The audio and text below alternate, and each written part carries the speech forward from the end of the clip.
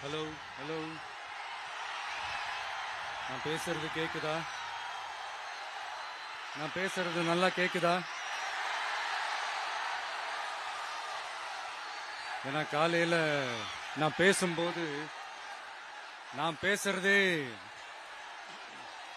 ஒரு 2 செகண்டுக்கு அப்புறம் தான் எனக்கே கேட்டுச்சு. Hello hello hello hello hello, கேக்குதா? இல்ல காலையில நான் பேசும்போது நான் பேசுறதே எனக்கே ஒரு 2 செகண்ட் கழிச்சு தான் கேட்டுட்டு இருந்தது.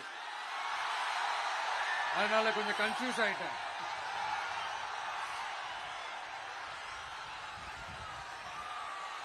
ஓகே, முதல்ல போலீஸ் டிபார்ட்மெண்ட்டுக்கு என்னுடைய மனமார்ந்த நன்றிகள். அவங்க இல்லனா அந்த பைபாஸ்ல இருந்து இந்த ஸ்பாட்டுக்கு என்னால வந்திருக்க முடியுமான்னு எனக்கே தெரியல. So once again, thank you so much.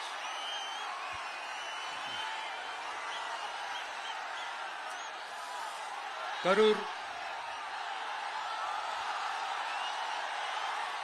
Amaravathi ஆத்தங்கரையில இருக்கிற ஒரு ஊரு. அது மட்டும் இல்ல, இங்க ரொம்ப முக்கியமான டெக்ஸ்டைல் மார்க்கெட் ரொம்ப ஃபேமஸ், எல்லாருக்குமே தெரிஞ்ச ஒரு விஷயம் தான். அந்த மாதிரி கரூரை பத்தி பெருமையா சொல்லிக்கிறதுக்கு நிறைய விஷயங்கள் இருக்கு. அதுல எந்த மாற்று கருத்துமே கிடையாது. ஆனா இப்ப ரீசன்ட் டைம்ல பாத்தீங்கன்னா இந்தியாவிலேயே கரூர் அப்படின்னு சொன்னாலே ஒரே ஒரு பேர் தான் ரொம்ப ஃபேமஸா ஜொலிக்குது. அதுக்கு யார் காரணம்?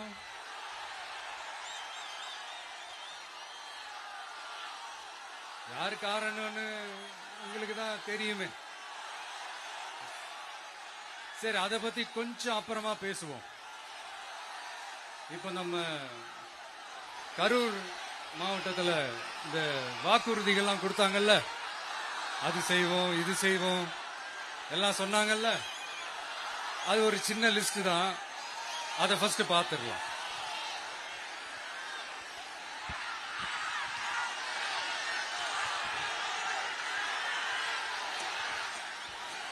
இந்த கரூர் மாவட்டத்தில் இந்த பேரீச்சை வளர்க்க சிறப்பு திட்டம் செயல்படுத்தப்படும். இத்திட்டத்தின்படி பேரீச்சை வளர்க்க நிதி உதவி வழங்கப்படும். வாக்குறுதி நம்பர் 81. பேரீச்சை மரத்தை விடுங்க, அட்லீஸ்ட் இந்த பேரீச்சை விதையாச்சும் கண்ணில் காட்டினாங்களா? துபாய் குறுக்கு சந்து கதை தான்.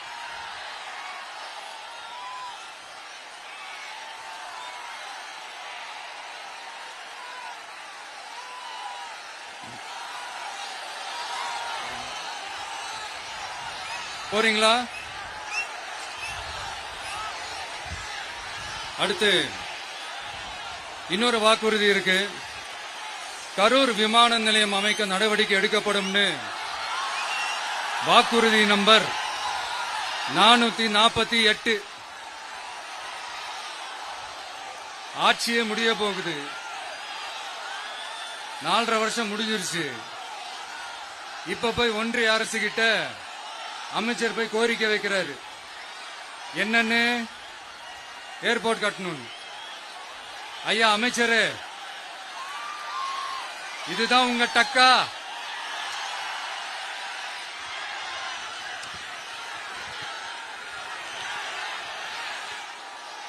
கரூர்ல விமான நிலையம் வந்தா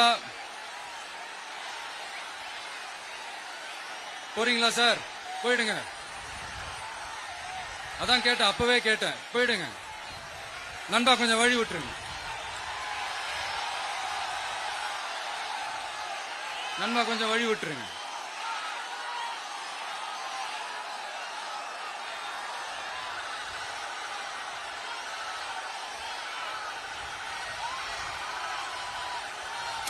கொஞ்சம் கொஞ்சம் வழி விட்டுருங்க. போயிட்டு போயிடுங்க.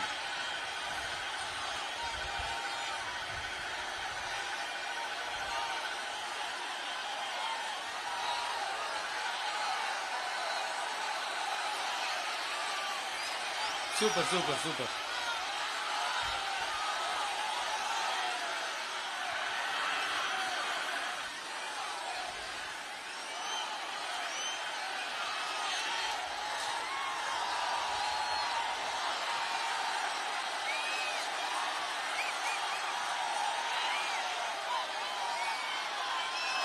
என்னப்பா ஆம்புலன்ஸ்ல நம்ம கொடி இருக்குது?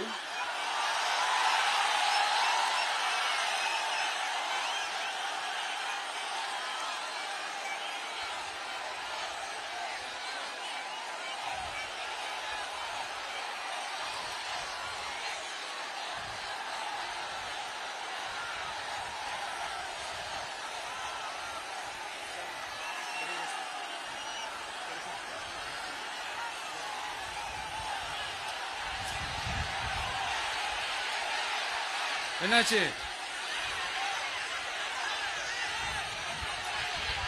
தண்ணி கொடுங்க. தண்ணி பாட்டில் கொடு. தண்ணி பாட்டில் கொடு.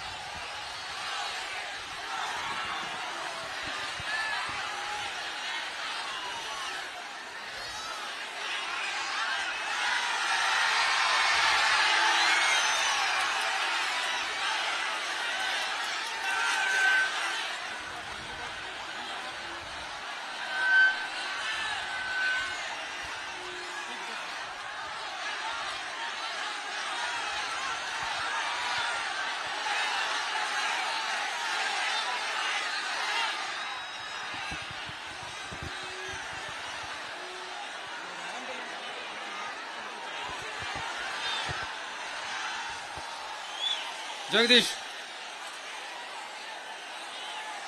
உடனே ஒரு ஆம்புலன்ஸ் கூப்பிட்டுருப்பா.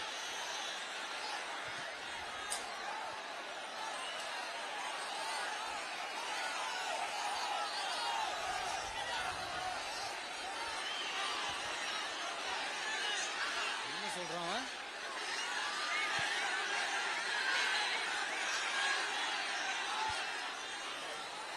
क्राउड वॉश हो गया सर, 5 मिनट थोड़ा स्पीच होल्ड करिए। Mic check mic check mic check.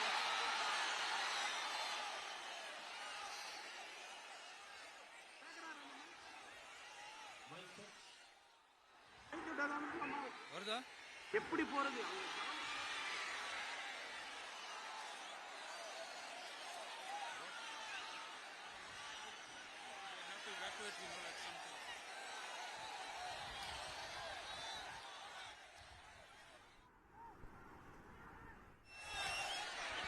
Udaya, தண்ணி bottle, water pipe.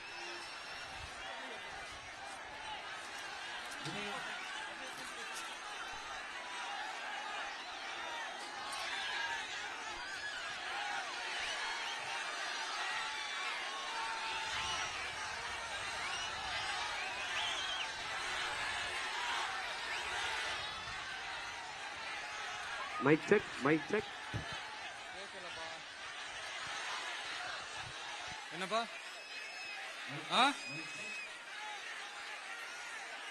Coming coming coming. Ambulance வருது வருது வருது.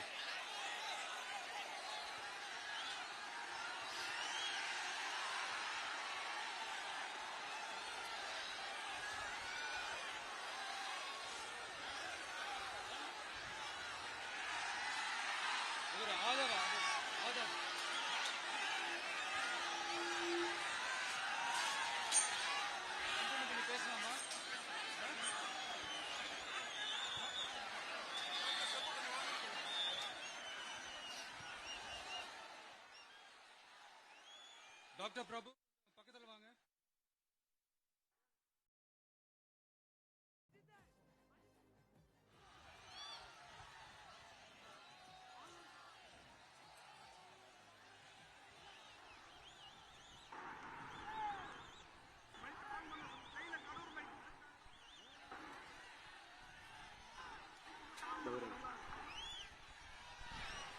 மைக் ஆன் பண்ணுங்க.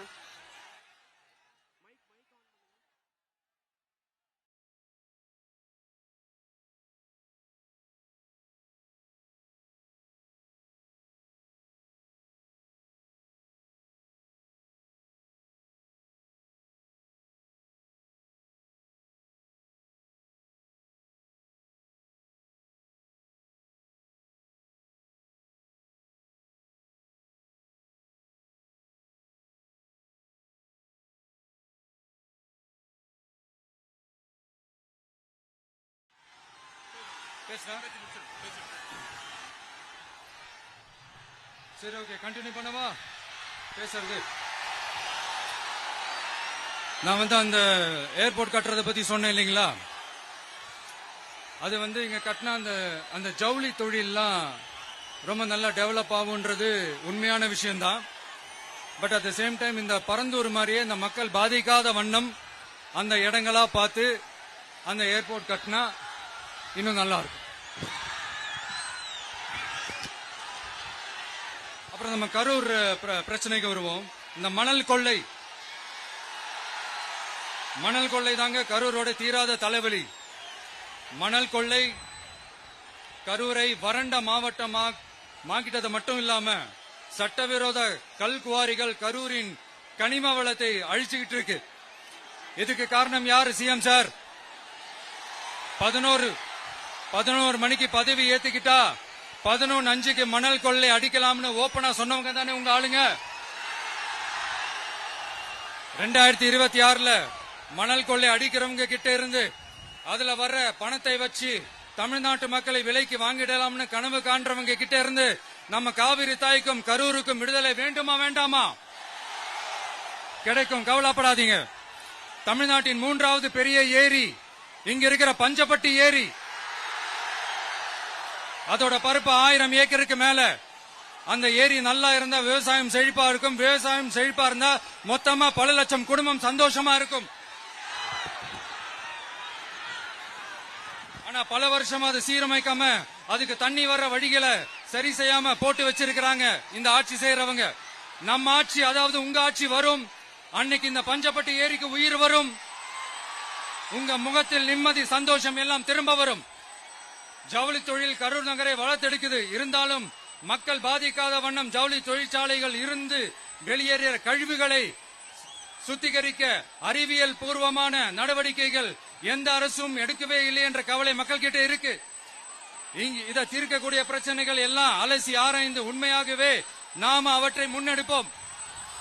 இப்ப நான் ஒரு விஷயத்தை பத்தி முன்னாடியே பேசலாம்னு சொன்னேன்ல, இப்ப அந்த விஷயத்துக்கு வருவோம். இப்போ கரூர்ல வழி விட்டுருங்க அகைன். அப்ப நம்ம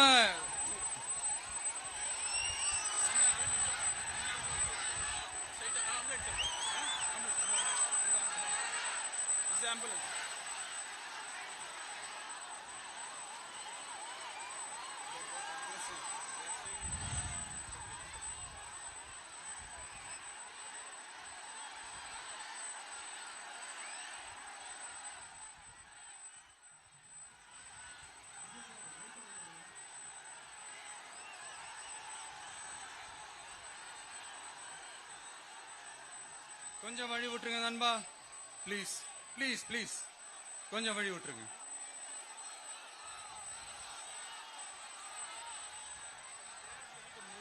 Ask them to move, give the passage to ambulance.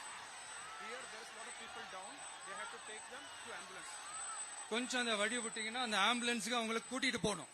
அந்த வழி விட்டுருங்க அப்படியே.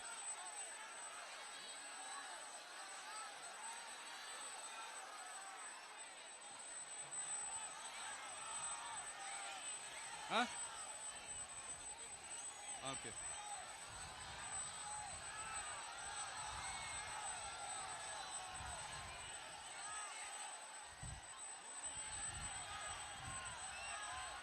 பேசலாமா? கண்டினியூ பண்ணலாமா?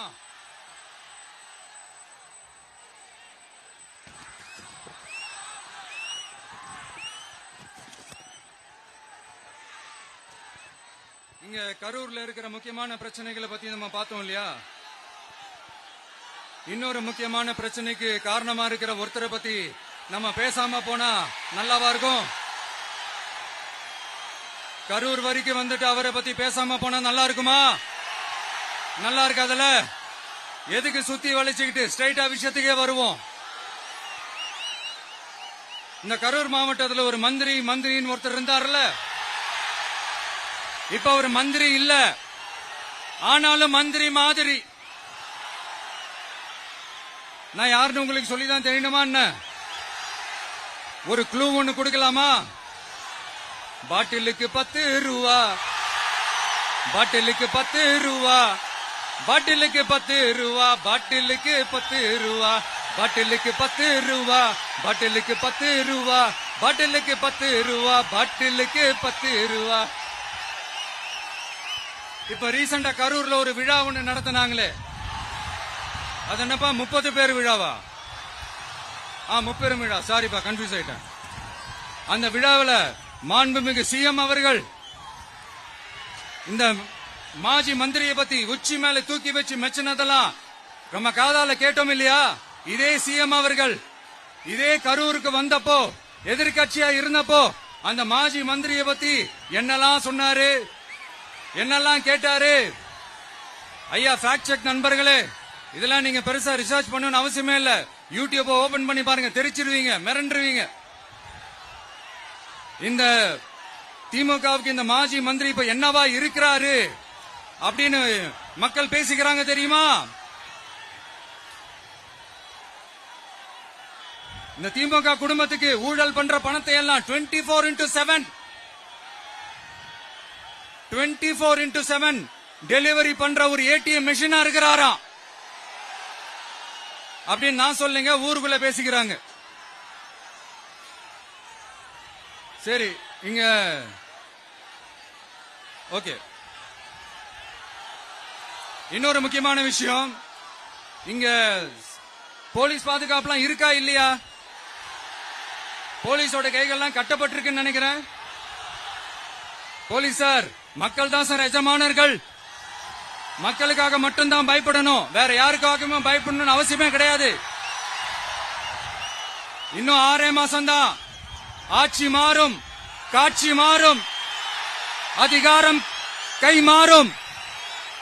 உண்மையான மக்களாட்சி, மனசாட்சி உள்ள மக்களாட்சி அமையும். அப்ப தெரியும் எல்லாருக்கும் சுதந்திரமும் பாதுகாப்பும் 100% வரும். தேங்க்யூ நண்பா, கான்பிடண்டா இருங்க, நல்லதே நடக்கும், வெற்றி நிச்சயம். அஷ்மிகா 9 வயசு ஒரு பொண்ணு காணுமா, நீங்களே நம்ம தோழர்கிட்ட சொல்லி கண்டுபிடிச்சு கொடுக்க சொல்லுங்க. அஷ்மிகா 9 வயசுல ஒரு பொண்ணு காணுமா? தம்பிகளா கொஞ்சம் தேடி கண்டுபிடிச்சு கொடுத்துருங்க. Ashmika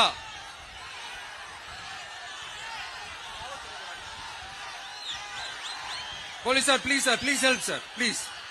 thank you thank you, see you all, thank you. கான்பிடண்டா இருங்க, நல்லதே நடக்கும், வெற்றி நிச்சயம். மீண்டும் சந்திக்கும் வரை நன்றி, வணக்கம்.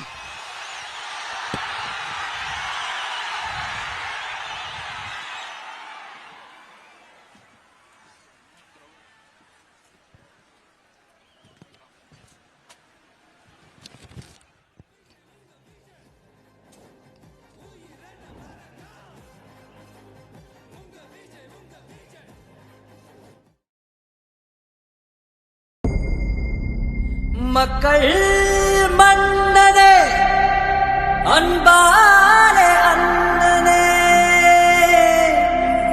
விழாவீரனே,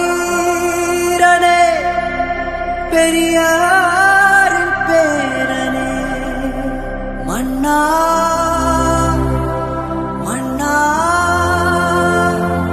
எங்க உரிமையின் காவல்.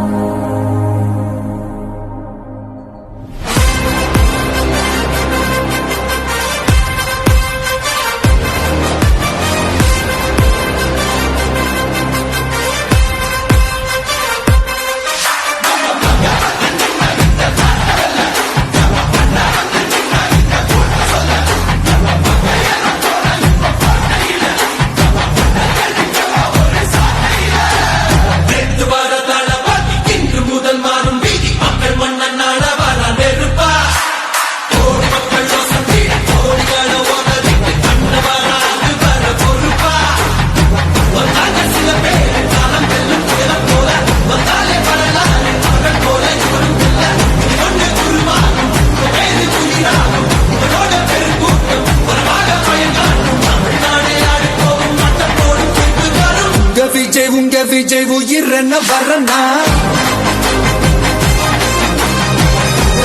உங்க விஜய் எளியவன் குரல்தான். உங்க விஜய் தனியால் இல்ல கடல்னா, உங்க விஜய் எளியவன் குரல்தான்.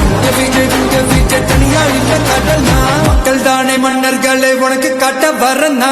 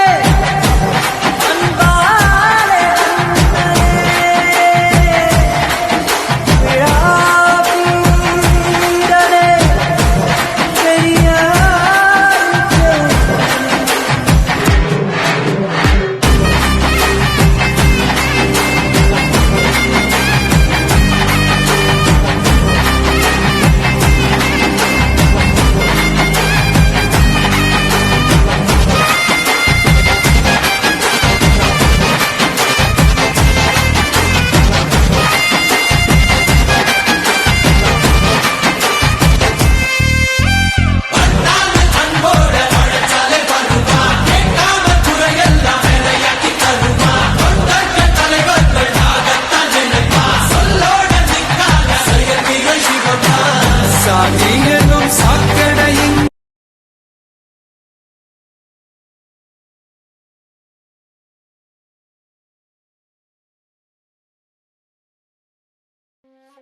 ட்ரை பண்ணி பாருங்க A&M ஜாப்பனீஸ்